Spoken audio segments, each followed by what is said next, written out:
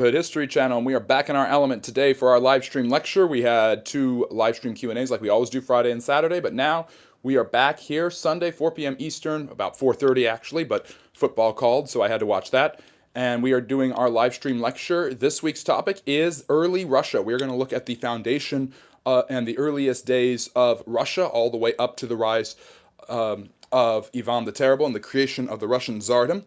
So we'll be looking at Russia from the perspective of what it was before then. And a lot of people don't know about Russia's history outside of the Romanovs and the Russian Revolution and all of those incredible things. So it's and a lot of people, if they do know something about Russian history, they probably know about Ivan the Terrible, they know about Peter the Great, Catherine the Great, all of these great rulers. We're going to go back before them, and we're going to end with the rise of the Russian Tsardom and Ivan the Great, Ivan the Terrible, and what he did in the late 16th century. So in the mid to the late 16th century. So believe it or not, Russia's start is later than the vast majority of other Russian, even other European principalities and countries. And Russia, in many ways, is not European at all during the earliest parts of its history. It is a far more of an Eastern Byzantine influenced set of principalities, confederations, and city-states that eventually rises to prominence and becomes the most powerful, the largest country in the world. Even by the 16th century, however, Russia was larger than France, Great Britain, and Spain's landmass combined. They were technologically, economically, and societally far behind them, but they were politically, or they were in landmass already huge, and they would continue to expand, as Russian history is one of expansion.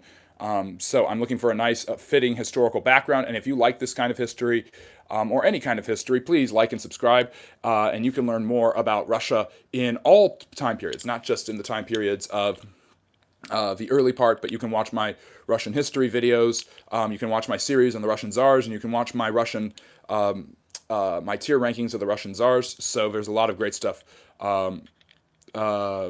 So hopefully everybody's doing well. Please like and subscribe to become a friendly neighborhood historian. And as I said, I will be talking about lecturing. I'll be doing my live stream lecture mainly on Russian history. I won't be interacting with the chat as much as I normally do, but it's great to see Harry and Robotic Duck here and Solomon. So thank you for joining us, and anyone else who's here. It's great to have you here. If this is your first time, we welcome you. We hope you enjoy history because that's what we talk about here. So great to have everybody. Please make sure to like and subscribe if you haven't already. So, anyways, Russian history. Where does Russia really start, and what is Russia? Well, a lot of European kingdoms, France, England, under the Anglo-Saxons, the Germanic peoples, really get their origins and their starts in the 7th, 8th, and 9th centuries. But Russia itself doesn't really get started in that regard until the late 8th century, and it's not Russia as we know it in any way, shape, or form. In order to understand early Russian history, you have to look at a group of people called the Kievan Rus, who emerged around that time. The Kievan Rus, and I'm going to pick a better background. This is Moscow, by the way, and the 14th century, surrounded by its early fortress, the Kremlin. But let me find something that's a little bit even more ancient and interesting. This is a perfect image. I'll be actually switching images because there's a lot of great images I can use on Russian history. We'll start with these guys. These are Boris and Gleb, and for those of you who are just joining us, as I see people are trickling in, welcome to the Friendly Neighborhood History channel, to our live stream lecture about history and social studies. Please like and subscribe. We do live stream lectures every Sunday at 4 p.m. Eastern. This one is about early Russian history, starting in the 9th century and going all the way to the rise of Ivan the Terrible in the 16th century. We'll probably do a late Russian history or later Russian history video live stream lecture at some point. We have tons of content here on Russian history and history of all over the world, so please check that out. Thank you very much. But anyways, these are the first two saints of the Russian Orthodox Church, Boris and Gleb, and I'll tell their story a little bit later on. But they basically... the Varangians are a Viking group from Sweden that occupies the northwestern shores of the Baltic, including what is now the Baltic states, and areas like the city of Novgorod, which will be extremely important in Russia's early history, Lithuania, which will, of course, form a commonwealth with Poland and be an extremely powerful country in the 16th and 17th centuries. But the Varangian Vikings start in the late 9th and early 10th centuries, settling along the coast of different rivers, and they travel all over these different rivers in what's the far western parts of Russia. It includes areas now like Belarus and the Ukraine. And they focus on some, and thank you so much for the donation. I really appreciate it. They focus particularly on three major rivers: the Don, the Dnieper, and the Volga. And these become the most important rivers in Russian history, as you find in any historical account, any society, any culture throughout all of human history. If you have a river, you have a reliable source of irrigation, you have a reliable source of water, and you have a reliable city or principality that can come out of that area. So, anyways, the Russians, these are not Russians. These are not what we would consider to be Russians. There are native Slavic peoples who live along the coast who start intermarrying with the Varangian peoples who kind of lord it over them. They're superior Vikings who, instead of pillaging and raiding and then returning to Scandinavia like you see in the Vikings in Lindisfarne and England and Ireland and France in the 8th and 9th centuries, these Vikings are much more interested in settling in a particular area and creating a new society. This leads to intermarriage, interbreeding, and a cultural exchange between the local Slavic peoples along the Dnieper, Don, and Volga rivers and the northwestern parts of the Baltic River, the Baltic Sea, and the different states there. What is the most northwestern portion of Russia itself is indeed settled by these people, and they basically build little settlements that all become independent nations, basically functioning as city-states for centuries to come, better known as principalities ruled over by a prince. And there are three that become extremely important early on in the history of these people. The first one is Novgorod in the northwest near Lithuania, which will be extraordinarily important to Russian history going forward. Pskov is another one, and Kiev is the last one, or Kiev is the last one that emerges in the 10th century as the most predominant and powerful of these city-states. So it takes about a century or so, but by the end of the 900s, Kiev has become the most powerful of these different states. I don't say my name, by the way.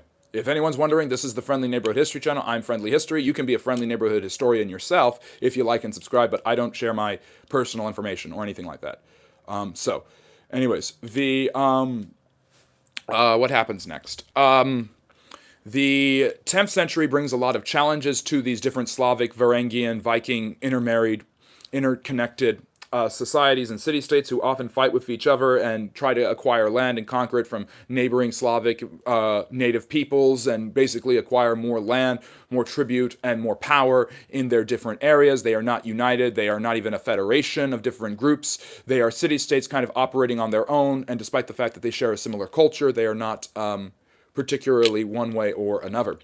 So anyways, they are not a unified country. They don't have any of that going for them, but they are, thank you for listening, but they are growing in influence and power in the western regions of what is now Russia. And you probably are wondering, where is St. Petersburg? Where is Moscow? St. Petersburg won't be found until the early 18th century, and Moscow has not been founded yet. Moscow won't be founded until the 1000s. And it won't be anything of repute until the 1300s. So Russia is not Russia as we know it today, but these are the seeds that will lead to the creation of the Russian people. The Vikings who settle around these areas are called the Rus, and that is eventually where we get the terminology of Russia. The greatest ruler of them is a man named Rurik, and Rurik is known as the man who basically establishes, I think it's Novgorod, it's either Novgorod or Kiev. I'm trying to remember which one he establishes. But he becomes the first preeminent prince over these people and actually unifies them into something more than just a city-state. And his area is the most powerful area. And Rurik is the leader of these Viking tribes who establishes his own dynasty of leadership in this area of these along the Don, Dnieper, and Volga rivers, and that will eventually become known as the Rurikids. The Rurikid dynasty will rule what becomes Russia for centuries to come. But basically, there are a series of different principalities, and Rurikid is the greatest among them. Rurikid's daughter-in-law is a woman named Olga. I think it's Kiev. And Olga, who marries the son of Rurikid, avenges his son's death Olga also brings Christianity to the Kievan Rus people, so the people who settle in the area of Kiev and around Kiev, but also of this intermarried group between the Vikings and the Slavs in the 10th century become known as the Kievan Rus. And this leads to a huge cultural and historical debate amongst the Russians and the Ukrainians, which obviously has a lot of influence on the current geopolitical situation. Which came first, the Ukrainians or the Russians? Now, the Russians will assert, because of their long history of dominance over the Ukrainians, that the Russians came first.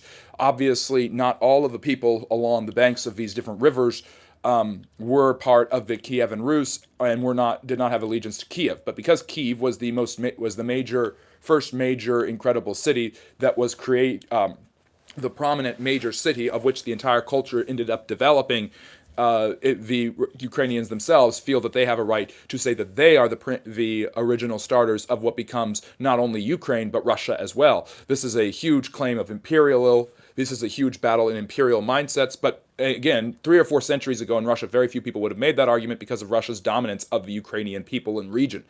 Let me see here. What else was I talking about? So Olga is horrified by her husband. I'm trying to remember his name. She's horrified by his death, and she decides to avenge him. And she basically hunts down.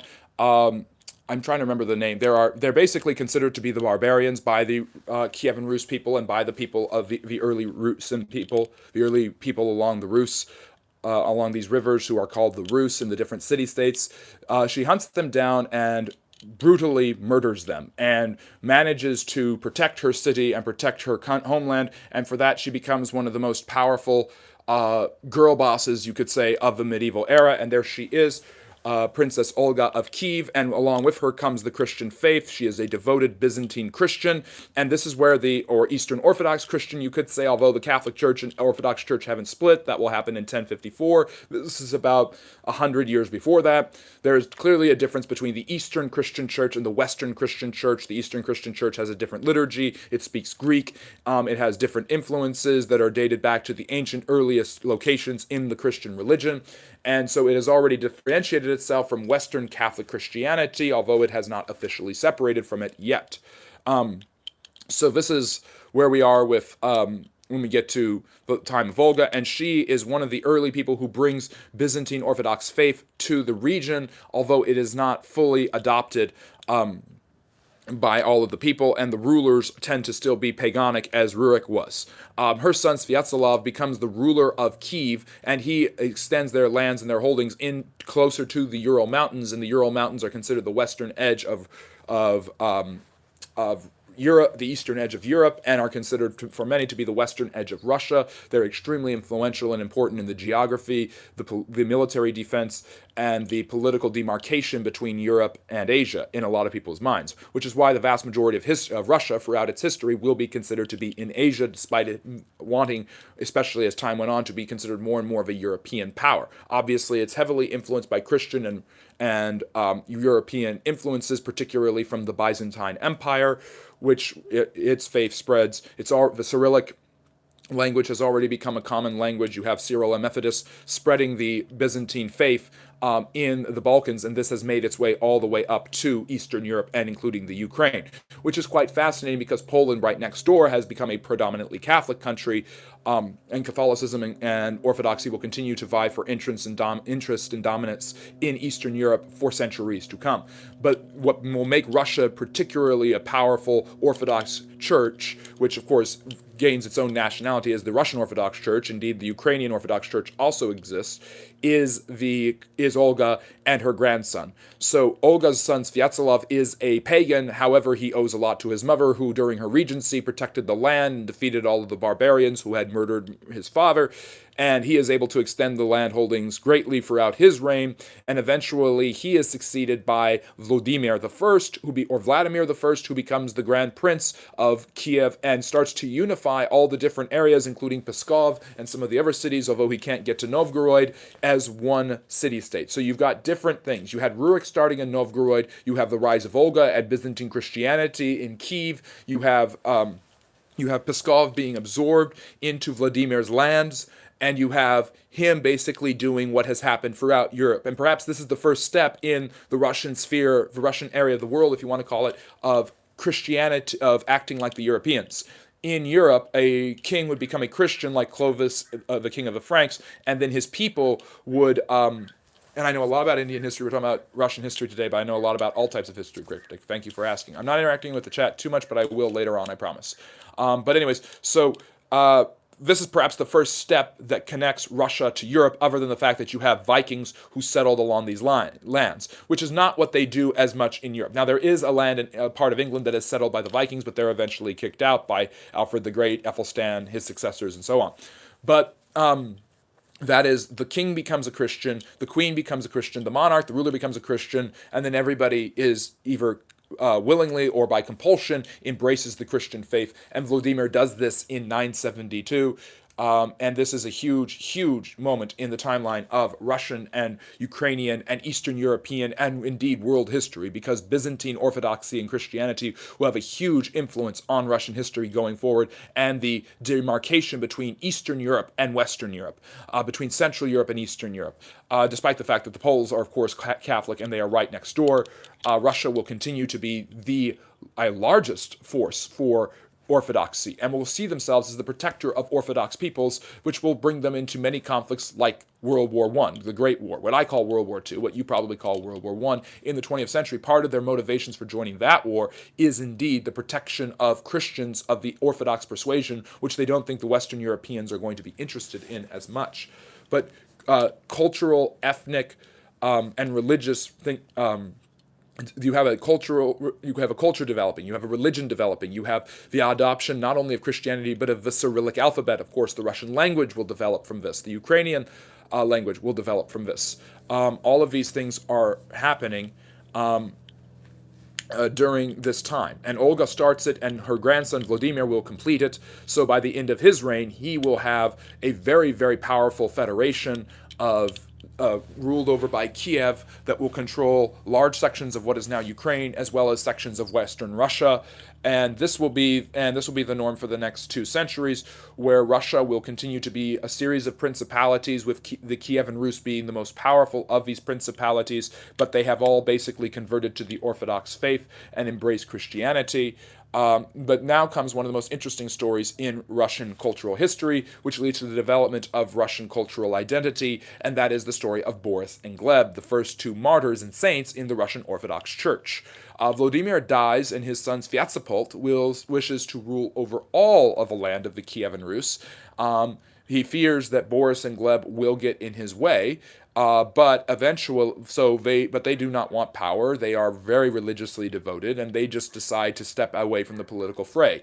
This doesn't faze Svyatopolk, who basically decides that he cannot trust them, so he will go. He sends murderers. He sends assassins who kill both of the men, slaughtering one of them, I think, or even both of them, for religious relics. And this leads to a huge outcry by the growing Christian community in the Kievan Rus area. In what, if you want to call it Ukraine, you want to call it Russia, it's neither of those identities really fit it yet. But this huge outcry will lead to the overthrowing of Svyatopolk, and they'll eventually put the younger brother, I forget his name, on the throne as a vengeance for Boris and Gleb. And Russian identity is being created. You see this religious devotion. You see willingness to give up power. You see the importance of religion. You see the importance of and you see the hunger for power. You see the importance of Christian ethics really starting to shape what is the Russian identity. The next century and a half, or 2.5 centuries, the Kievan Rus develop, they grow, they continue to have conflict, sometimes with the Eastern Europeans and sometimes with different neighboring peoples in that area, in the eastern edges of Europe. But the next big chapter in Russian history comes in 1240.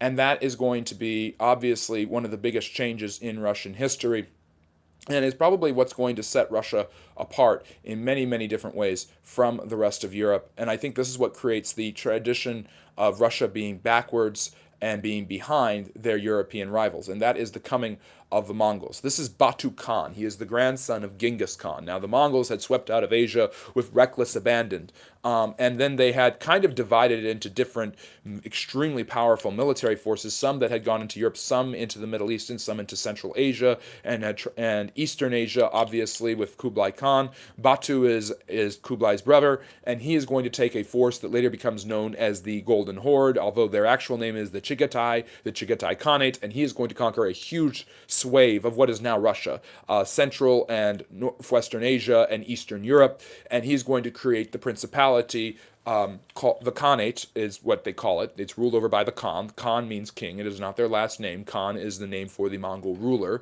This becomes known as the Golden Horde Khanate, or the Chagatai Khanate. And the Chagatai Khanate will sack Kiev and just break the power of the Kievan Rus, destroy any political dominance they had over Eastern Europe, destroy Novgorod, destroy Moscow, and they will basically break all of the ancient, centuries-long power of these various different city-states and federations. The Kievan Rus are not united enough to defeat them. By 1242, just 2 years after his advent began, Batu had subdued the Russians and basically made them a subservient people who will be paying tribute to the Mongols, and be able to only retain their independence as a mere vassal state. The Mongols do not actually occupy and settle Ukraine and Russia.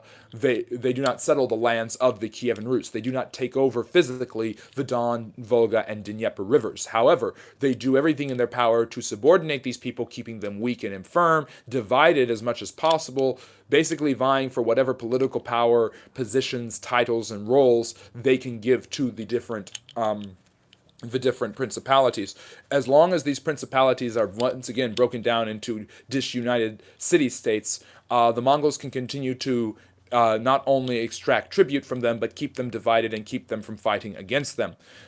This will lead to a 2.5 century semi-occupation of the land, which will put Russia way behind. So by the time Russia ends this occupation, it's nearly the beginning of the 16th century, and England has already had its War of the Roses. France has thrown off the yoke of the English and won the 100 Years' War. Spain is already starting to look westward to colonize, and Portugal has gone around the Cape of Good Hope to get to India. So the European counterparts to Russia are far more advanced and far less medieval and far more into the Renaissance than the Russians are by the beginning of the 15th century, or beginning of the 16th century, the end of the 15th century. And I think a lot of that has to do with the Mongols and their occupation of the land, keeping the Russians divided, keeping them relatively primitive, and keeping them dependent on paying tributes and making tribute payments to the Mongols. As long as the Chagatai Khanate remains wealthy and powerful, they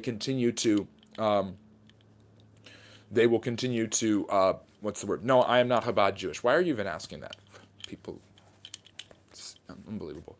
The Mongols did rule China, but right now, and they don't directly rule Russia, but they rule large sections of what will later be conquered by the Russians.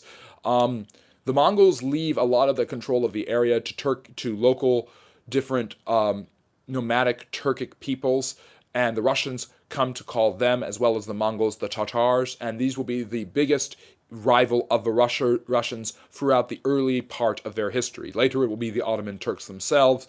The Poles will be extremely important, the Swedes, the Germans, but the Russians will focus primarily on the Ottoman Turks throughout the majority of their modern history, but in their early history, their main rival in their development of a Russian identity, their main common enemy, which is a development of any kingdom, any empire, any entity, usually culturally involves a common enemy. And the common enemy for these guys is indeed the Tartars, the Mongols, and their local designators who kind of hold on to the power on a local level and lord it over the Russian people, which all started with Batu's invasion. So basically, exacting tributes from various different city-states and keeping Russia poor and disunited is the goal of the Tatars and Mongols, and they're relatively successful for it for the first century and a half. Eventually, Moscow is going to grow in importance in the 14th century, and this will lead to Russia becoming the more powerful of the city-states. Ivan I, the prince of Moscow, this is why when you get to Ivan the Terrible, he's actually Ivan IV, but Ivan I will, in the early 1300s, start gathering tribute not just from all area, not just from his city, but from all the surrounding areas, basically making him the ringleader and the unifier of the different Russian city-states that owe tribute to the Mongols. Kiev is rebuilt, by the way. The Mongols burned it. The Mongols, when they would fight war, would tend to be pretty diplomatic. If you were willing to surrender, you could live basically however you wanted as long as you paid tribute. You could worship whatever god you wanted. You could live whatever culture you wanted. You could continue to have some semi-independence. But if you resisted, they would destroy you. And Kiev resisted, and Kiev was sacked. The sacking of Kiev and the rise of Moscow are correlative events. And by the 14th century, Moscow is surrounded by the fortress of the Kremlin, and it is the most powerful city. It has taken prominence over Kiev, which took it away from Novgorod. So we're a long way from Rurik, but we're still in the Rurikid dynasty, who traces its lineage back to the Varangian prince who started this entire experiment of mixing the Viking peoples with the Slavs and creating what became the Ukrainian and Russian peoples, as well as other people in the area, to be sure. So where does that put us? Well, it puts us in the middle of the 14th century. Moscow has become the premier city in the area, the premier city of what was once the Kievan Rus, which are basically not anymore. But when will these different disunited cities and princes do what they can to overthrow the Mongol yoke? Well, that will come in 1380 with a Moscow prince, as Moscow once again asserts its dominance. Dmitry basically decides that he's going to unify the Russian forces and gather them and fight them at battlefields against the Mongols. Now, these battles are not as spontaneous as you think. They are kind of planned things where basically terms would be debated upon, and then they would fight with each other, and they would fight, and tens of thousands upon thousands, if not tens of thousands of men would die over the course of several days. There were supposed to be negotiations. The negotiations would break down. You'd have your soldiers ready to fight at any given notice, and then the fighting would commence. Dmitry himself barely survives the battle. The Russians have won, but the Mongols have more than enough power and time to wait to continue to exert influence over Russia. So there's intermittent fighting, there's intermittent rebellion, there's intermittent submission for the next century until Russia finally feels that it is strong enough, united enough, and rich enough to no longer pay tribute to the Mongols. So by the time we get to the mid-15th century, the 1400s, the Russians are kind of on their own. They're kind of doing their own thing. And the Mongols are not as powerful as they once were. The Tatars, the Chagatai Khanate, they are receding in power. So the Russians see that they have a chance to finally throw off the yoke, but they haven't been militarily or politically powerful enough to defeat the Mongols. One figure I haven't mentioned is this man, Alexander Nevsky, and Alexander Nevsky actually keeps parts of Russia, including Lithuania and Lithuania as well, free from the Mongols by defeating them. He becomes a hero to the Russian people because he is he is actually able to withstand and defeat the Mongols. I think that's in about 1275. So Alexander Nevsky becomes a hero in Russian history because he is able to defeat them, and then he's able to turn and defeat the Teutonic Knights, who believed it was their mission to start a crusade and conquer the Byzantine lands of Russia and bring it under the sway of the Catholic Church. So there you go. So to be fair, the Tatars did not get whipped by the rest of the Russians. They whipped the rest of the Russians and controlled them indirectly for more than 2.5 centuries. But by the time you get to the late 15th century, the Russians have developed an independent identity. They have become wealthy, and Moscow has guided them into their predominance, into their power.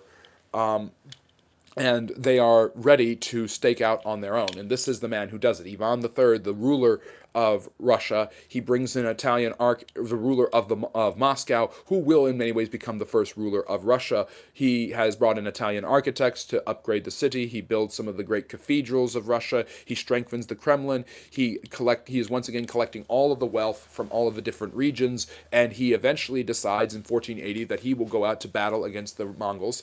The Battle of the River, I'm trying to remember the name of the river. This battle doesn't happen.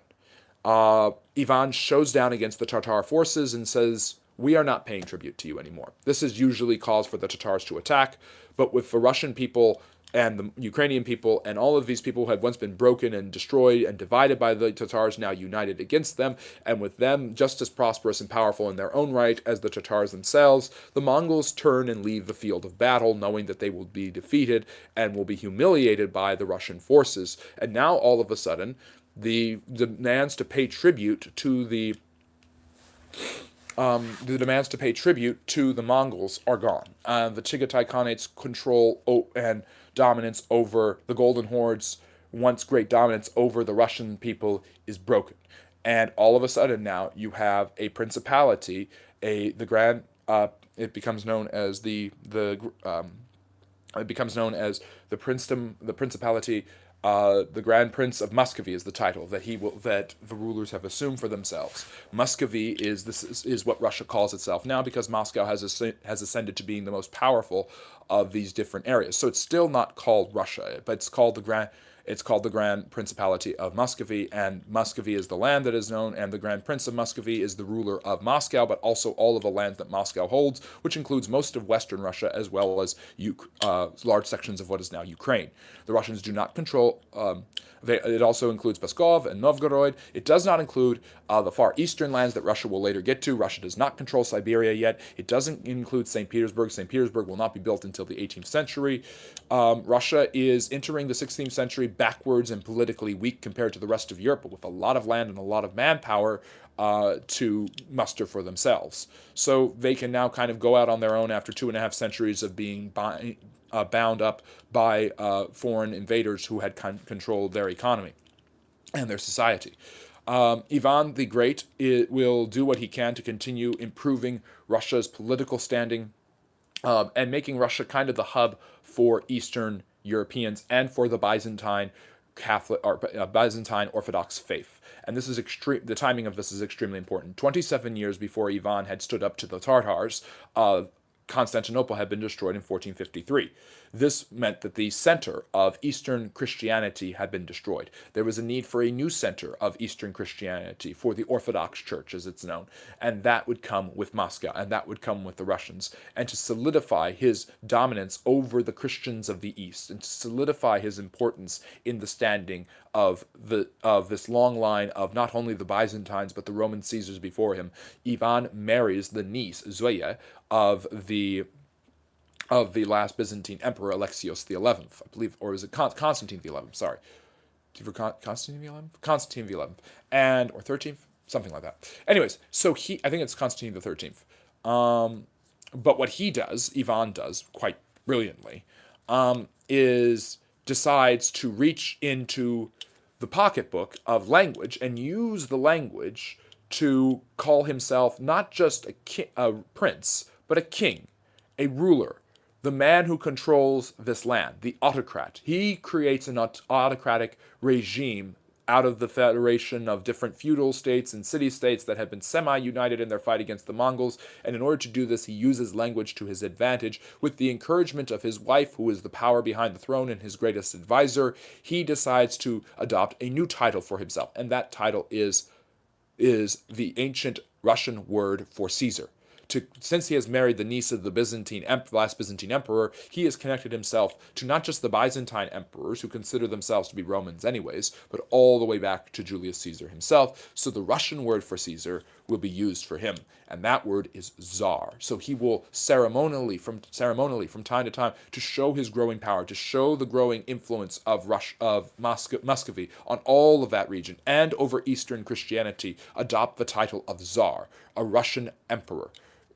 This will not become an official title, emperor for the Russians, for 2.5 centuries, but the term Tsar is here to stay, kind of.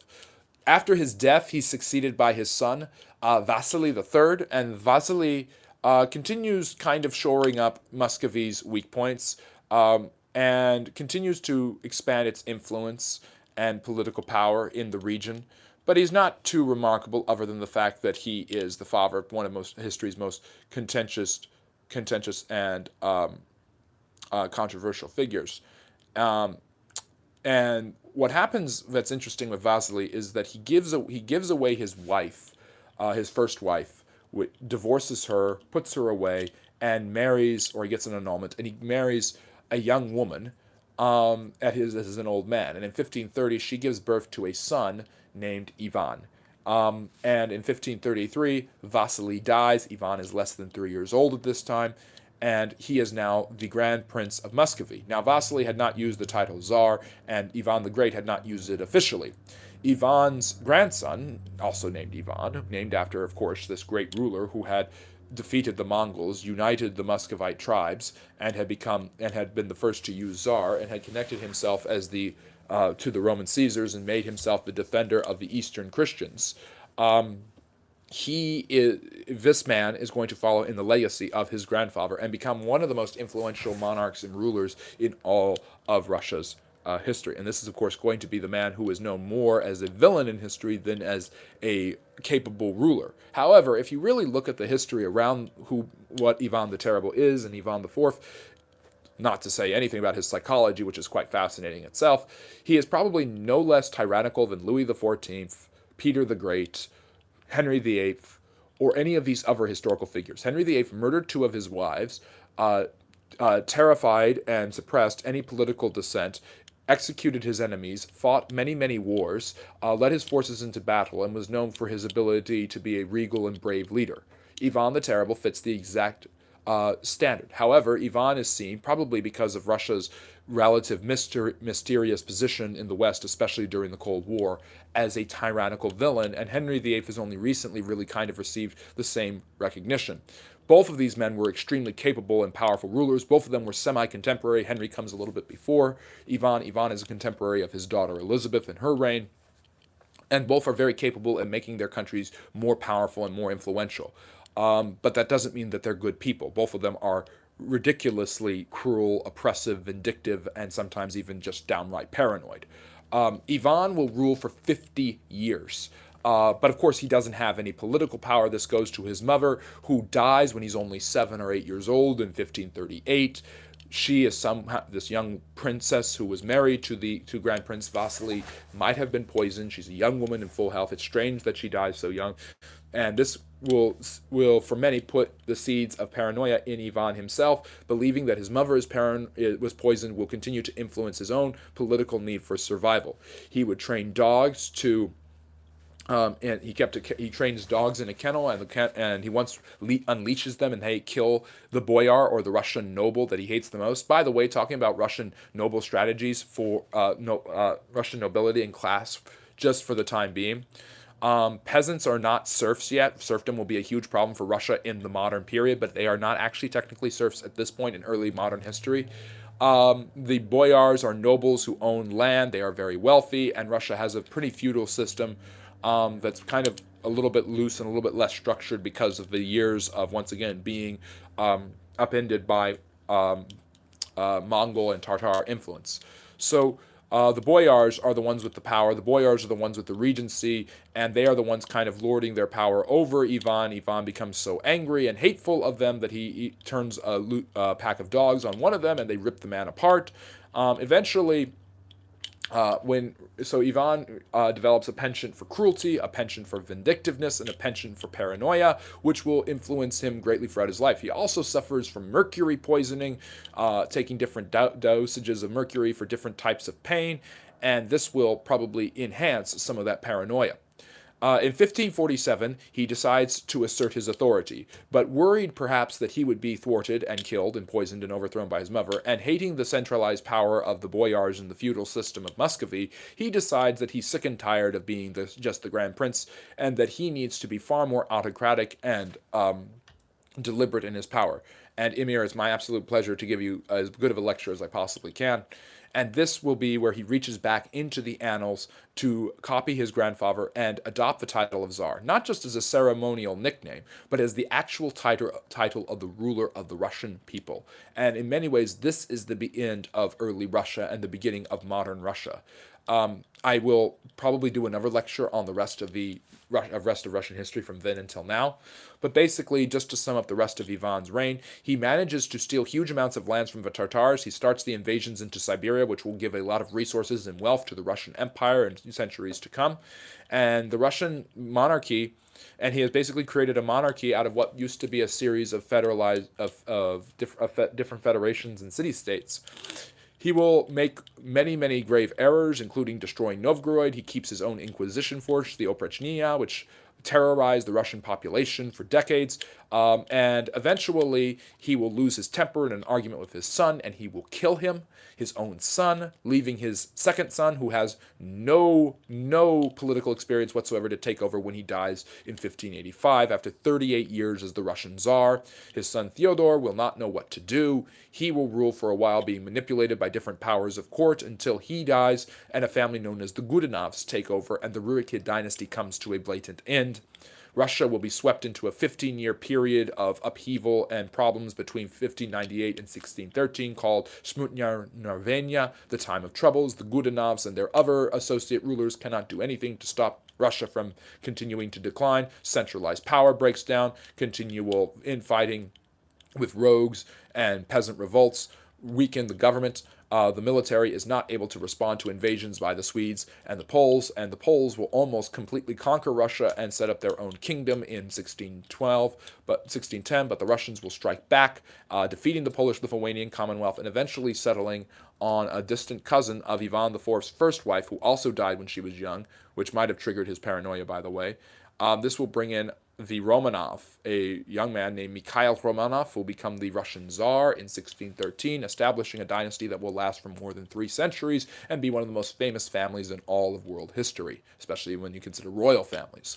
So that is a quick history, 40 minutes or so, of early Russia, the development of the Kievan Rus, and how that became Muscovy, how they were crippled by the Tatars and their progress was held back, and how eventually they are unified and able to stand on their own 2 feet, eventually with Ivan the Terrible assuming the title of Tsar. The reason I haven't gone into so much detail about Ivan's reign is because I really believe that 1547, when he calls himself Tsar, is the end of early Russia, so it actually makes the actual timeline in for the Tsar. However, you could also say that early Russia really doesn't end until the ascent of the Romanovs 65 years later, so I decided to do a little teaser of that. Will this be a topic I cover later? You betcha. I've talked about Russian history ad nauseum on this channel. I have 2 short-form series on it, one on the Russian Tsars themselves, and one on Russian history in general. I haven't finished the Russian history one in general, but I do have a video about the Russian Revolution that I'll need to make. I have a video on the Russian Revolution and how to teach it if you're interested in a pedagogical resource. And I also have a really, really good what I believe a really, really good tier ranking of Russian Tsars. And believe it or not, the Russian Tsardom really just, there's not that many of them compared to British monarchs or even U.S. presidents. So that's where we end. We've got an autocratic regime on the rise with a paranoid leader, but a very capable one in 1547, and that's where we'll pick up if we do a lecture next week on late Russia or later Russia or modern Russia, if you want to call it that. And that's what I'll be looking at. And I would take that lecture from 1547. Since I covered about 6 centuries of history since the rise of the Vikings, I will cover another 5 centuries of history all the way to the modern day. So anyways, there it is, a lecture on Russian history from the time of Rurik all the way to Ivan the Great, and then Ivan the Terrible, and the rise of the Tsar, the first Tsar, in 1547. So I hope you really enjoyed that. If you did, please like and subscribe. We're at 42 minutes. I have about 20 more minutes. I will answer, I have about 20 minutes to answer questions or so. So if you have any historical questions, please drop them in the chat, and I'll be happy to answer them. I haven't been able to interact with the chat as much because I've been doing the lecture, but I'm really glad to see all of you here. No, I need to look up New Order Barbarians. He shortens the videos because y'all ask stupid questions. What? Okay.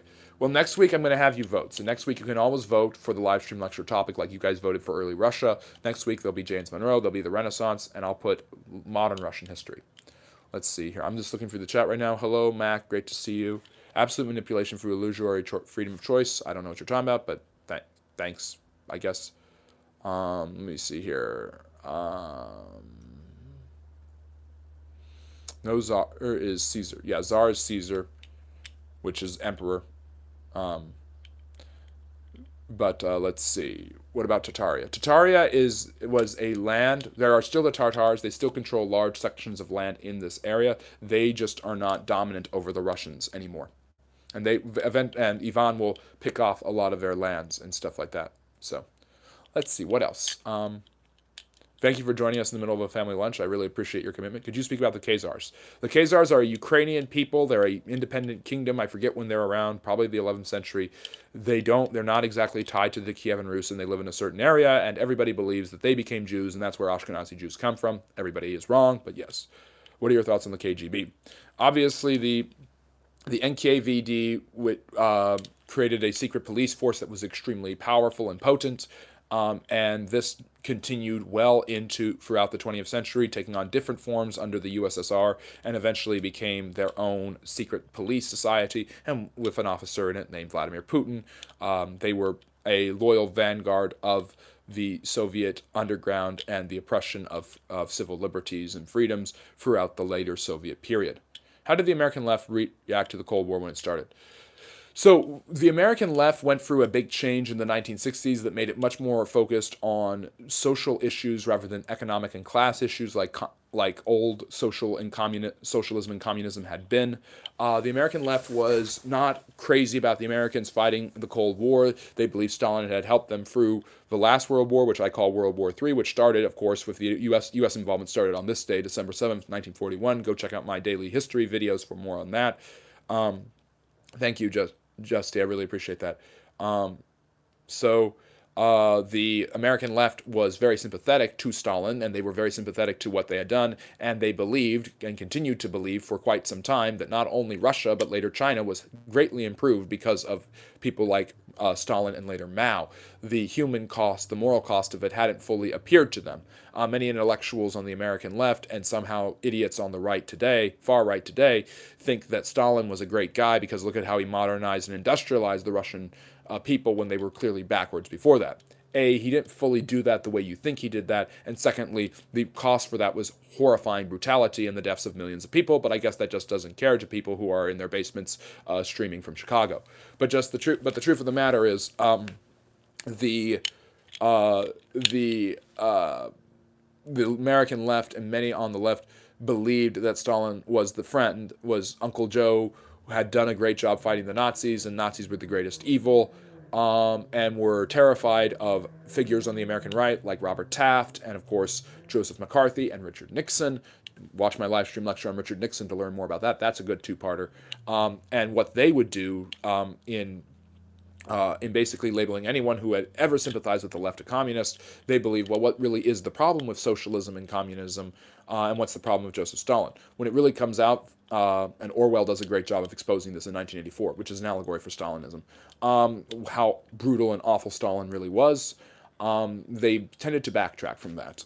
Let me see here. Thank you, Emir. I really appreciate that. The Bolsheviks. The Bolsheviks were the most radical part of the Russian Revolutionary Communist Party in the early 20th century that would obviously be able to overwhelm the others and become the leading political party in Russia and create the Soviet Union after the Russian Civil War ended. And you are a gentleman and a scholar too, Fidel Torres. It's great to have you here. Is Harry in here to mute me for no reason again other than, oh, for goodness sakes. You and Harry need to stop fighting. Were the Khazars the father of the Bolsheviks? Were they Jews? Was Karl Marx a Frankish Jew? So this is what happens with people who, and I don't know why, every live stream I have it. I didn't have it last night because we only went for 12 minutes, so maybe I should only do 12-minute live streams because with 12-minute live streams I don't get nonsensical questions. I don't think you're asking a nonsensical question. The truth of the matter is the Khazars were not the fathers of the Bolsheviks. They're very different people at a very different particular time. Some of them were Jews, not all of them. And Karl Marx was indeed a Jew. His father was a liberal rabbi. Let me see. Is Russia a non-Western country? Russia is a Western country with a non-Western tilt. I've always seen Russia as a European country, but with non-European practices. And they have a very, very different attitude about Russia, about the world, than Europeans do. They are not very democratic. They are very, very worried about it. Foreign invasion. They are not open to migration at all. So they are they are as different from the United States, for instance, as any Eastern country could be. And no, that's not antiseptic. It's just my glasses. Let me see. What else do we have here? Other questions about history or social studies? When you said football area, did you mean American? Yes. Yes. Football, American football. Let me see here. What is the European about Russia? What is European about Russia? If you look at every single great Russian leader, they have tried to make Russia more European. European styles of culture, dress, music, warfare, permeate Russia in the 18th and 19th centuries, and Russian czars continually flirt with European customs, culture, traditions, and political systems. I don't know about snowbirds. They're culturally the opposite of Europeans, but that's more of a modern thing. Russia historically didn't try to be the opposite. Russia has always kind of fallen behind, tried to catch up, fallen behind, and the way they've caught up is by being more European. So prohibition would be a great topic. European warfare? What do you mean by European warfare? Are the Khazars Russian? What is their tie to Russia? I'm not 100% sure. The American left were just as paranoid as the right about USSR soft power conquest. The brink towards World War III happened under JFK. There was a huge paranoia throughout the U.S. Yeah, you're not talking about. When he asked about the left, he's not asking about liberals or Democrats. He's talking about hardline socialists and communists on what's called the old left. They were very sympathetic to the Soviet Union. And it's my pleasure, Proko. Thank you for joining us. Let me see here. What else? Other questions? Yeah, other questions about history of social studies. We got about 10 more minutes.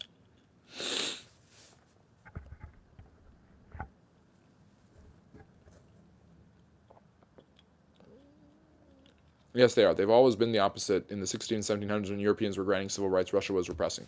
Russia was repressing because it was behind. It was actually following what the Europeans had done in creating serfdom as a means of controlling the feudal order, which the Europeans had done. It's not that Russia was the opposite. It was just that they were behind. A huge part of Russia is not Europe and are Asian Muslim.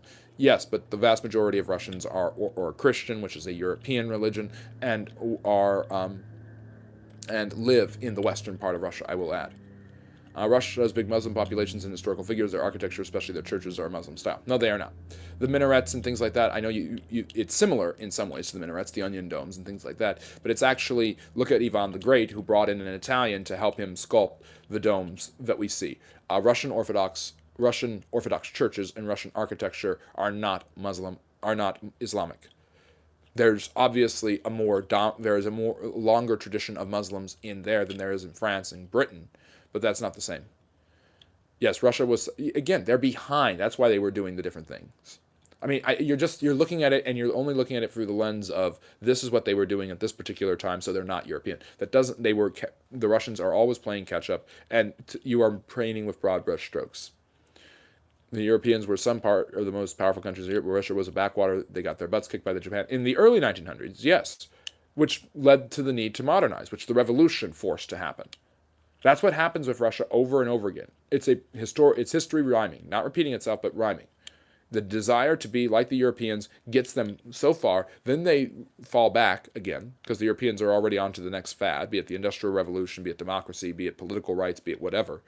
And the Russians haven't figured it out yet. What causes bipolarity in a society, and why can't a society have three polars? The need to divide, a need for an us and them mentality, I think is consequential to human nature, and I think that's why cultures divide into polarities. That's why duopolies in politics are so common, especially in the West. What does the USSR stand for? The Union of Soviet Socialist Republics. What it's a superpower, stops being a sour power, becomes a backwater, has a revolution, is a superpower again, then becomes a backwater again. Yes. So, could you speak about the Asian Russians and their history and their family of Mongol Arctic people like Inuits? Some of them are Inuits. Russia does colonize Alaska in the 17th and 18th centuries. Eventually sells it to the United States. It's actually the 18th century they colonized it. Catherine the Great, I think, is the one who really puts that. But Asian, there's a large number of Russians who are Turks, Mongols, and things like that, and have backgrounds that date back all the way to the Golden Horde and the Chagatai Khanate that I was talking about earlier. What stage is it currently? It's at the stage of paper tiger, I think, where Russia, if you look at the current geopolitical position, I've always seen Putin as a paper tiger. I don't think he's that strong. I think it's taken him a long time to defeat Ukraine. He should have been able to defeat them a lot sooner if Russia was as strong as he could. And Russia does these paper tiger things. The Russo-Japanese War of 1904 to 1905 is a great example of it, where Russia tries to flex its muscles and then gets its rear handed to them. The Crimean War is another example of that.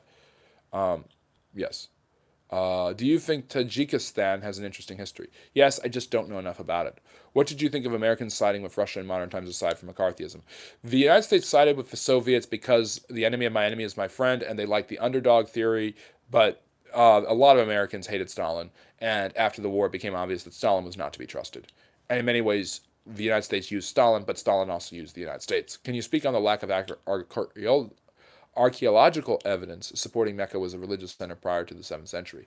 Well, I don't even know that Mecca exists prior to the 7th century, to be quite frank with you. Medina has a much longer historical record of existence. Even if Mecca does exist in the 7th century, I don't see evidence that Muhammad was there. But basically, the Kaaba, if you watch my video on Islamic history, the Kaaba is the center of Islamic religion, which was once a site of polytheistic worship that was then standardized when Muhammad conquers the city. I forget the name of the conquest of Mecca that he does in 630, and that is seen as the moment when the Kaaba's real purpose is revealed, and Muhammad turns it into a monolithic religious place. That is Islamic lore and history. That is the history that they tell from their perspectives, which even the most pro-Islamic scholars must admit come centuries later. Now again, and I know what people are going to say, but the Christians did this and the Jews did this. I'm just going to make this very clear. I am not speaking from a Christian perspective, a Jewish perspective, or an Islamic perspective. I am speaking from a historical perspective. Why is it that we have to do the gotcha whataboutism when I haven't even claimed to be making a certain political or religious point? I am analyzing this as historically and objectively as I possibly can. That is not an answer to an argument. It's called changing the topic. That's a fallacy. And thirdly, who said that I was saying the Christians have the perfect history, or the Jews have the perfect history, or the Hindus have the perfect history? I wasn't saying any of that. I am saying that there is a lot of conflicting information between what we do have in non-Islamic histories and what we have in Islamic history itself. Why are U.S. trade unions so pointless compared to European trade unions? Because they've lost all their power. America is far more conservative than Europe, and ties to organized crime and things like that have really dampened the reputations of the unions. They don't carry the work. Why does the U.S. have such an appalling record on workers' rights compared to Europe? I don't care. I don't know. Probably because the lack of power for the trade unions. Let me see. When was the last time Russia has changed their national flag? I forget. I think it's after the fall of the Soviet Union. The Russian Federation adopts the blue, red, and white we have. Winston Churchill started World War II. Okay. Tucker Carlson has entered the chat. First off, it's World War III. Secondly, Churchill did not start the war. The Germans started the war. Actually, the war starts in China in 1937. And it could have started when Mussolini attacked. So it's one of the Axis powers. Pick your poison. But Churchill keeps the war going when he could have surrendered.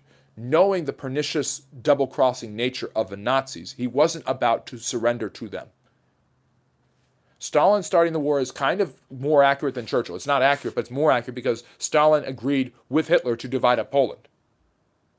Churchill was a warmonger. I mean, where do you get your information? Do you just listen to Daryl Cooper talk all the time? I'm sorry, but it's just not true. Why is Russian culture so stoic? Probably the weather has a lot to do with Russian culture and society. There's a stoicism that abides in their writing, in their philosophy, in their culture, in their music, that I think has a lot to do with beating the elements.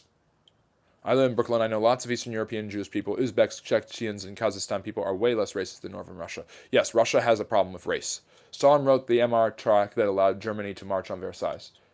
What do you mean? Was Soviet collectivization a new form of serfdom, or is it a new communist project? Probably a little bit of both.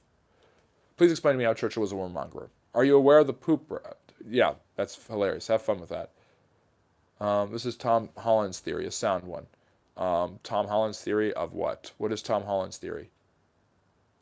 What is Tom Holland's theory? I don't know what Tom Holland's theory you're referring to, but I do like Tom Holland. Sammy and the Bull ran all concrete operations in New York at one time. That's true. And they supported the unions, and they didn't support the unions. What is your take on gold and silver skyrocketing? There's a general fear in most Western societies of some sort of decline. People don't know what this decline is, but they feel they need to be ready for it, and that motivates them to buy specious caches like that.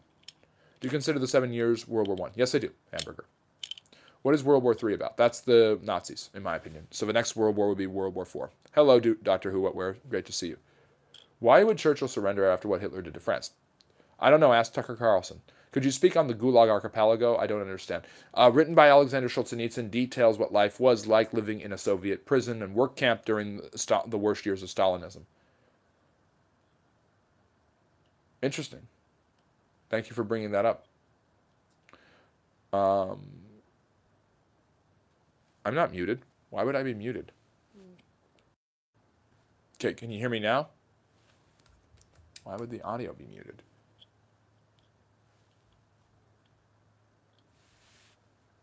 Can you hear me now? Yeah. Let me see.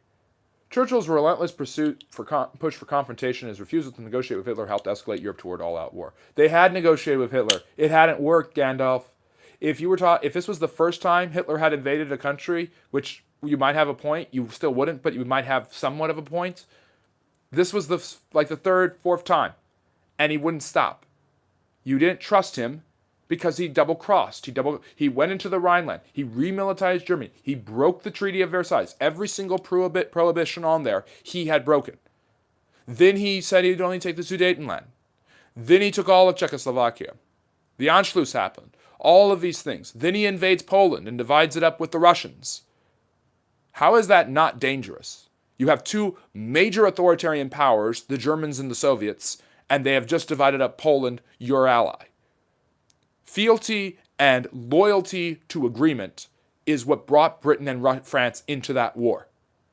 And then he takes out France, he kills your men in that skirmish, and now he's willing to offer you good terms. Who knows how good those terms were, or who knows how long they would have lasted? I don't know. The British chose to stand up to him, and because they stood up to him, one way or another, many, many people lived who would have died otherwise. You really think Hitler would have stopped?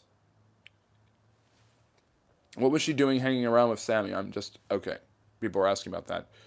Okay, let me see here. The oldest shipwreck in the world is approximately 2,460 years old. Do you know where it is? No. Thank you for sharing that, King James. It's fascinating to hear that.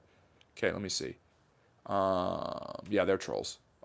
You are clueless to your history. The indigenous Slav of Rus started at Kiev Rus, capital Kiev. There was no Russia, Moscow, who has Norse Moshka, our alphabet. Orthodox started at Kiev. I said that. You didn't watch the live stream lecture, did you? Or did you just ignore it? I said very clearly that it starts at Kiev. That Kiev is the first major, although Novgorod was before Kiev, but Kiev becomes the first major one in the 10th century. And Orthodox Christianity enters in Kiev. Kiev is the center until the Mongols destroy it. Yes, this is about history, Cyprianus. Does Europe eat horse out of necessity or because it tastes good? I hope out of necessity. I don't think that Seabiscuit would taste good. And Britain never colonized anyone. Yes, Britain colonized tons of people. Are you just ignoring the fact that two things can exist at the same time? This is my problem. This is what causes friendly history to turn into dark Brandon history. The fact of the matter is, when people act out of bad faith and don't actually allow the same proportionality and reason and subtlety and nuance that they have in their own life. I know this is the internet and this is YouTube, but nuance it's even worse than we think it is with the lack of nuance. Of course the British colonized people. Of course the British did bad things. That doesn't make them the villains of the last World War. Yeah. So, let me see. No, he would not have stopped. Of course not. It's Hitler. You think Hitler would have stopped? What would have happened to the rest of the Jews and all the other peoples in Europe?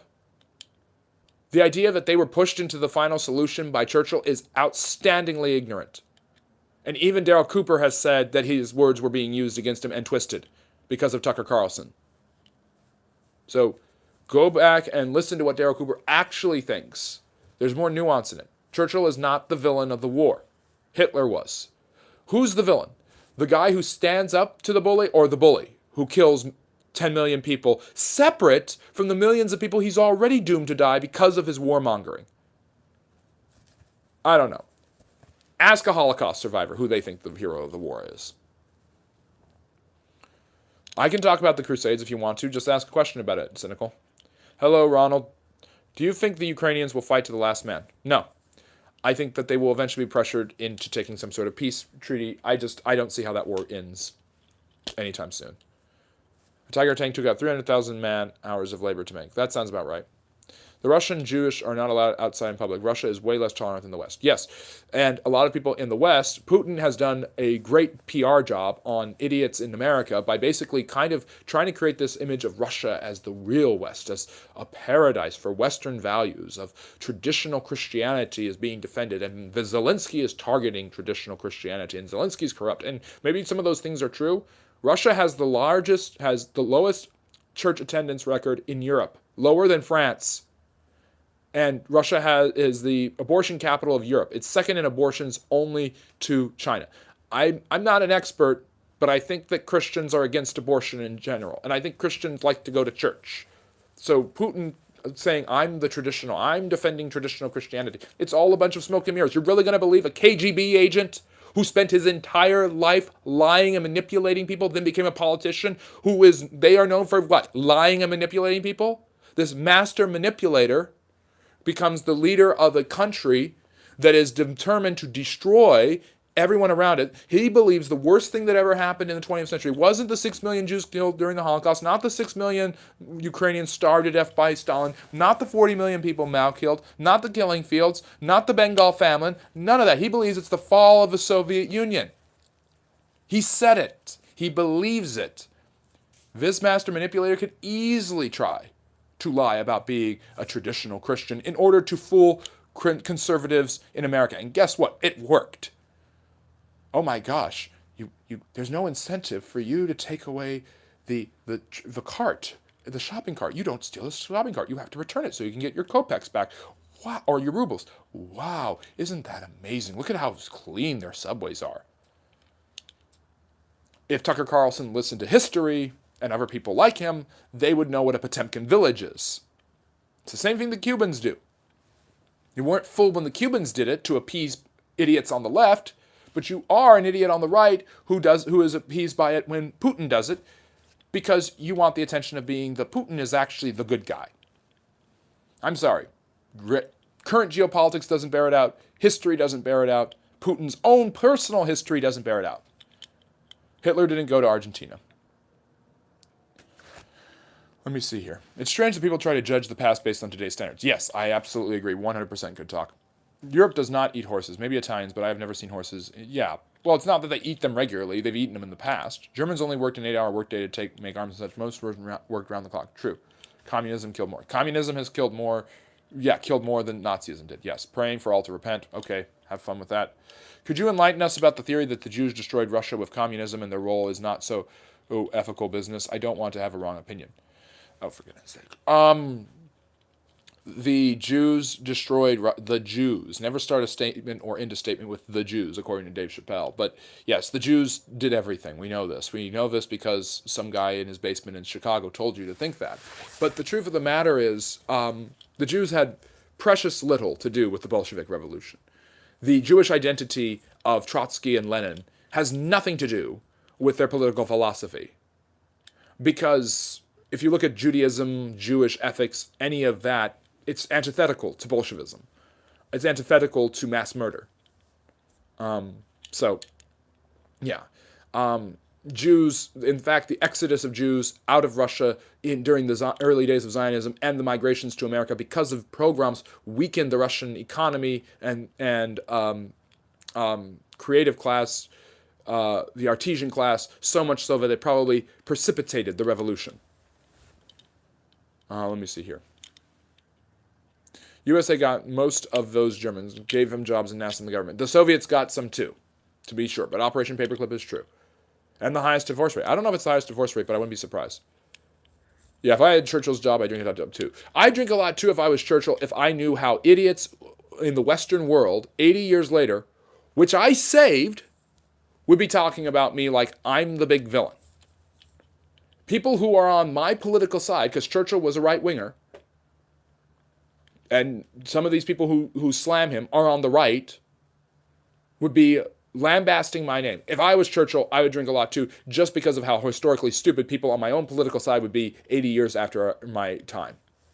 60 years after I died. What country has fought the most wars? Probably the English.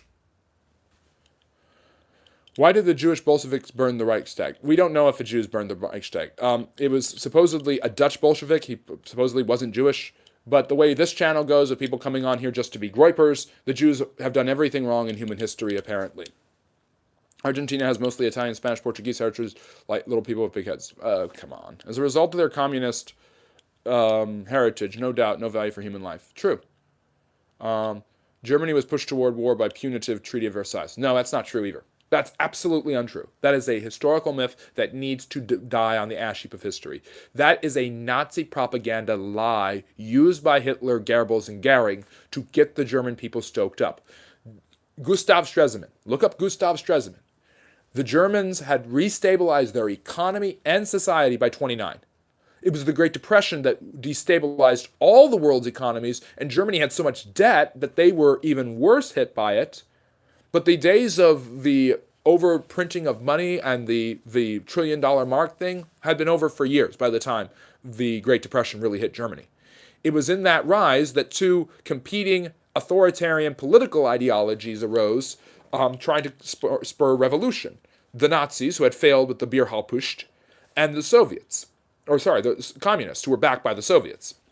Paul von Hindenburg, the hero of the Tannenberg Forest, who had fought against the Russians, hated communism, and sided with Hitler because he believed the Nazis would destroy the communists. And like most people, he didn't realize until the last moment that he'd been double-crossed by a maniacal dictator. And he died, and Hitler took over the presidency. So the conservatives didn't love Nazis like we think they did, but they preferred Nazis to communists, and the Nazis took advantage of the Great Depression to start, and then ran with the lie that, oh, it's the Treaty of Versailles, and the Treaty of Versailles was unfair to us. It was unfair to them. What war treaty to a loser isn't unfair to them, though? The war indemnities, common. The loss of territory and land, common. The loss of identity, common. The Germans themselves, 45 years before Versailles, had destroyed the French Empire in the Franco-Prussian War. It's not uncommon for these things to happen. The war guilt clause is where Hitler had hit the money, where he was like, oh, they made us responsible for all of it, but it was really but that was the Jews. Yes, yes, Georges Clemenceau, David Lloyd George, Woodrow Wilson, all Jews, all Jews. See how people on the internet today sound like a mustachioed painter from the 1930s? Would Hitler have gone beyond Europe and invaded the Western Hemisphere? I don't know. Would have been interesting to see. Let me see. Can you clear up if Hitler went to Argentina? No, I don't think he did. When in history would you say Russian influence in American administration start? The Russians had been allies of the United States ever since its founding. Alexander II rooted heavily for Abraham Lincoln in the Civil War in the 1860s because he was the Tsar liberator. But the Soviets were trying to infiltrate the American government from the revolution in 1917. The Bolsheviks were. So Churchill said Bengal and India from being Nanking by the Japanese. That's true, but he also starved millions of people by redirecting food. If the Japanese hadn't been there, there would have been no need to do it, but yes. Let me see. Evolve people, religion is crap. Well, religion is one form of crap. People embrace all sorts of crap, and you don't need religion to kill 20 million people. Just ask Stalin. Anyways, hello, Travis. He loves old Russian dominance. Killing means nothing to him. That's true. There's a restaurant in France that serves horse. Oh, for gosh sakes. Do you remember when I asked you why Hitler used the Buddhist symbol? I liked your answer. Yes, it's turning it sideways, the swastika. So, can you please explain the current Russian government system and how it works? It's a parliamentary government that has a cabinet, and I think has a prime minister, but Putin has shortcut most of their powers and almost rules as a dictator. Yes, I track two groups of people. I think it's because most of those people are interested in history, so they get recommended by the algorithm to come to a live stream that's about history and social studies, and then they're shocked to find out that the person on the live stream, despite being a white Western male, doesn't hate Jews and blacks. Can you explain the current Russian government system? I already did that. I want apple juice. Have some fun with that. Oh, Harsh, you're here just in time. Can you put up my video on the Russian Tsars tier ranking? And can you put up my video on World War II? Or Winston Churchill, because some people just don't know who Winston Churchill is. There's a Tibetan symbol of peace in a mirror image. Yes. Rule of the land. Are we in the middle of a lecture? We were finished with the lecture, and now we're on to Q&A that went 10 minutes longer than I wanted to. But I'm happy the Steelers won, so I can't complain. Let me see. All I know is when I carve the sign into walls, people get mad. Yeah, stop doing that. Myth of the 20th century. There's so many myths. What does Nazi stand for? National Socialist German Workers' Party, which is Nationales Deutsches. I forget how to say it in German, but yeah. Let me see. And you can watch my live stream lecture on Churchill where I actually smoke a cigar. That was a lot of fun. You just don't get the use of the word Russian or Russia. These people who now live in the land of Moscow are not indigenous Russians and came from Slav Norse. That's not fully true. The Russians themselves are Slavic Norse. The Varangians were what they were called. But yeah, that's kind of an unfair thing. The Kievan Rus were part of that. The Russians themselves are part of that. They're not disrelated peoples. The people, or unrelated, the people in Israel right now, are they the real Jews or just a bunch of white people from Poland and Germany and Russia? I don't know. Ask the millions of Mizrahim Jews and Sephardic Jews who live in Israel if they are from Poland, even though they're from North Africa and the Middle East. Has anyone watched the documentary on Netflix where they show raw footage taken from the concentration camps? I've seen plenty of raw footage from concentration camps. Yes, they were bulldozing bodies into giant holes. But that doesn't matter to people on the far right, or the far left for that matter. People on the far left in the West seem to not think that it matters anymore, although they are completely tied up in holding people accountable for the actions of their ancestors, strangely enough, and making victims out of people who are making victims out of the descendants of people who endured these horrible circumstances, except the Jews in Israel. And people on the far right tend to just say that it's all a bunch of lies, which feeds into the radical Islamic propaganda from the Middle East, which they also believe, because if you go to an Egyptian bookstore, the most popular book you're going to find is Mein Kampf. All of that is true, by the way. I'm not lying to you. As Tucker Carlson would say, I'm not lying to you. It's true, and if you don't believe it, you're obviously being lied to by somebody. I never understood anti-Semitism, but I'm against Israeli government policies. That is anti-Semitic. No, you can be against the government. Against the existence of the state of Israel itself, in my opinion, is at least pushing it.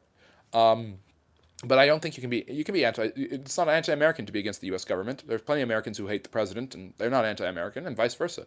Plenty of people hated plenty of people used Let's Go Brandon as a slogan to refer to a disgusting vulgarity against the U.S. president with no respect to his office whatsoever, which was disgraceful, and said they were the most patriotic Americans. They're real Americans. They're America first. You can do that and be still America first. I guess you could be anti-Israeli government and anti-Netanyahu and still be pro-Israeli, pro-Zionist, and pro-Semitic. And remember, Semites are not just Jews. Let me see. Post-World War II, Patton admitted that we fought the wrong enemies. Well, I mean, how are you going to fight against the Soviets and the Nazis at the same time? I don't think it was the wrong enemies. I think Patton was a little wrong there, but 1870s Gilded Age, yes. Industrialization, political machines, Roscoe Conkling, Boss Tweed. What do you want to talk about? There's so much there. Patton died in a car crash.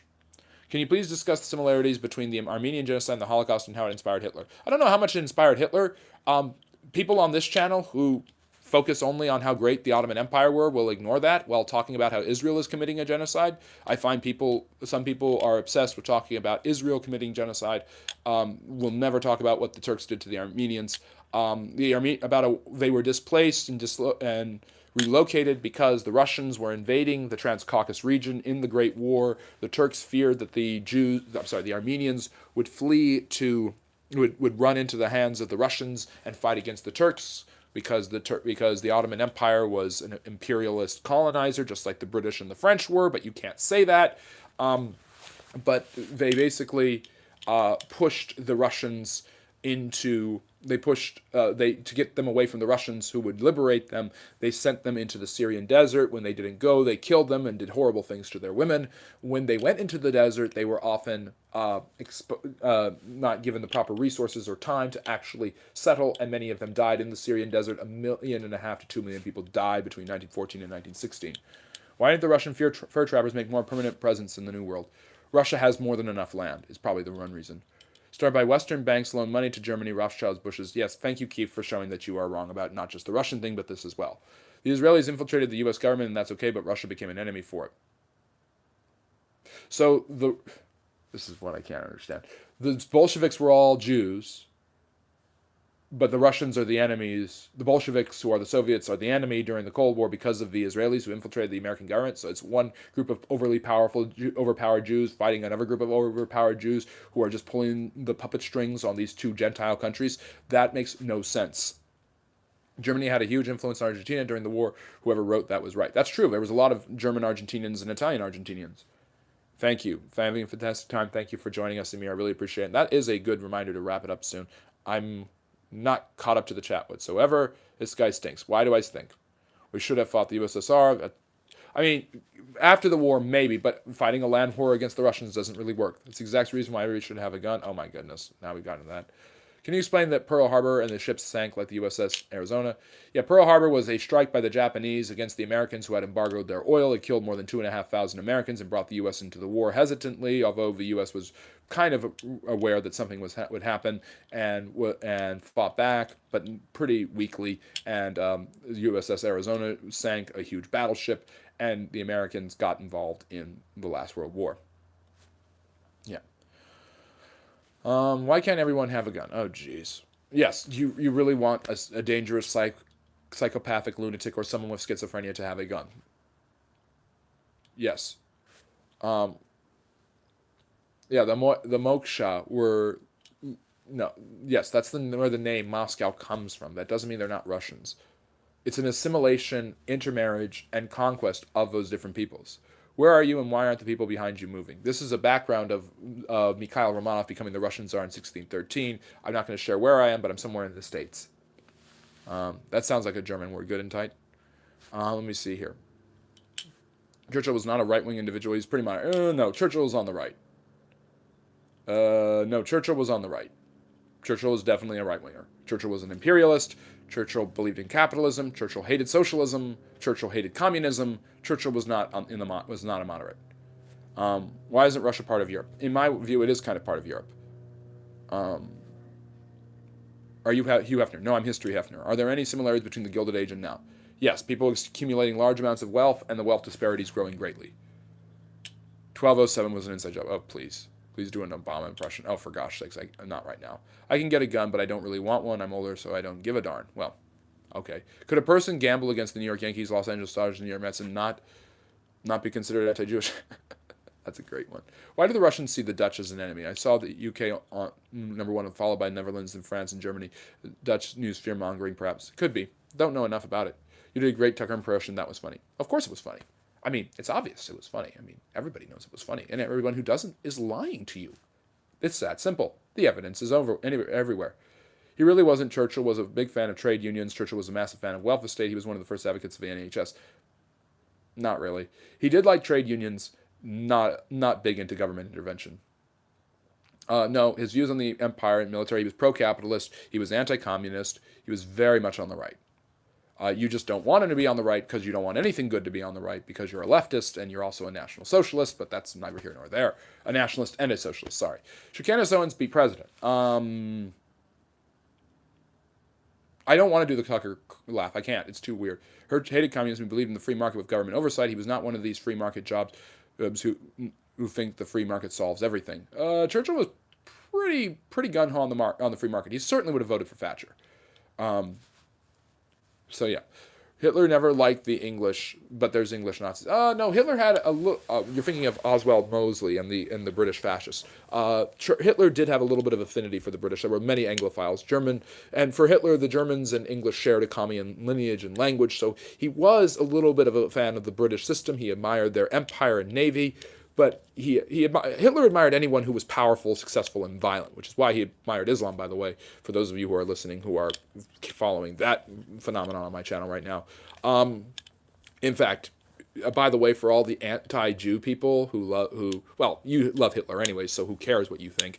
But basically, this might not shake you at all. Hitler tried to arrange to have Jews from Palestine sent there by the Grand Mufti of the region, sent to Germany so they could be killed in the Holocaust. Something we don't know about is the relocation attempts by the Nazis of Jews in the Levant back to Europe during the Holocaust. Don't know about this because they don't tell you about it because they're lying to you.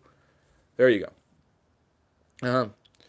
Yeah, that's fine, Harry. I really don't care. Yeah, he didn't believe in huge welfare state. Churchill was not a welfare state guy. NHS, yes, but during his second term, he actually tried to scale back the size of the British government and welfare state, and was against it in principle all throughout his life. You just don't want to admit that because you don't want Churchill to be on the right, but he is a right-wing figure. Sorry. Best British accent, ready, go. I don't know which type of British. Oh, it's good to have you, Guy Han, here. You came when you needed to. What should the channel standard be? Like a subscriber amount, member count, you to open a bit more of it yourself. Let's get to 20,000. We'll see how I feel when we get to 20,000. So, were unions invented to prevent miners working in factories like... Okay, I don't know what happened. Sorry that I froze there for a second. Okay, I'm sorry that I froze there for a second. Hopefully I'm back. The one reason America is so effed up is that our government has screwed away 30 million trillion dollars on the other countries. Yes, you're entitled to your wrong opinion. Anyways, I'm not going to do any more impressions. I'm not going to do any of that. If you want me to do impressions, give me a super chat. If you want me to do political talk or religious talk, give me a super chat. If you want to talk about history, that's fine. But we're at 84 minutes. We've gone 24 minutes longer than we normally go, and we were going to go only 30 minutes. We were only going to go an hour anyways. So I went way over just to answer all of your questions. 40 minutes of Q&A following the 40-minute live stream lecture. Thank you for everybody joining us, and please like and subscribe on your way out. We will be back Friday, 6 p.m. Eastern to answer all of your questions about history, Saturday of next week to answer more questions at 6 p.m., and then Sunday at 4 p.m. you can vote on the next live stream topic. I hope you all have a really great week. Thank you so much, and really appreciate all the great questions and comments. But yes, what are your Super Bowl picks right now? Probably going to be Denver and probably Philadelphia again, I think. But anyways, take care, have a great week, and as always, love history. Bye-bye now. Like and subscribe on your way out.